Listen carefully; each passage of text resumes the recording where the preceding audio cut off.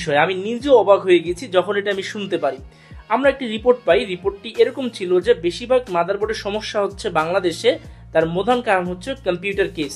এটা আসলে অবাক করার মতো, আমরা নিজেও অবাক হয়ে গিয়েছি যে কম্পিউটার কেসের কারণে মাদারবোর্ডে কেন সমস্যা হবে। তখন গিয়ে এটা আলোচনার মধ্যে আসলো যে কম্পিউটার কেসে যে ম্যাটেরিয়ালটা ব্যবহার করা হচ্ছে, এই ম্যাটেরিয়ালটা হচ্ছে ন্যূনতম মানের ম্যাটেরিয়াল, যেটার কারণে বিদ্যুৎ সঞ্চালনটা কম্পিউটার কেসে ঠিকভাবে হচ্ছে না, এতে করে মাদারবোর্ডে ইফেক্ট পড়তেছে। আর এটি ওয়ার্ল্ড ওয়াইডের মধ্যে বাংলাদেশের তালিকায় এসেছে যে বাংলাদেশ এই সমস্যার মধ্যে পড়ছে। তো এখন আমাদের করণীয় কি? এখন অবশ্যই যেহেতু এই সমস্যাটা পড়তেছে, তাই কম্পিউটার কেসের নির্বাচনে আমাদেরকে একটু সতর্ক হওয়া উচিত, যেহেতু এই সমস্যাটা আমরা পেয়েছি। আর বিশেষ করে এটা আমাদেরকে আরো আগে জানানো হয়েছিল, আমরা এত দিন পরে করছি, কারণ এই সমস্যা যতক্ষণ পর্যন্ত আমরা ঠিকভাবে না বুঝতে পেরেছি ততক্ষণ পর্যন্ত আপনাদের কাছে কিন্তু এই বিষয়টি জানাইনি।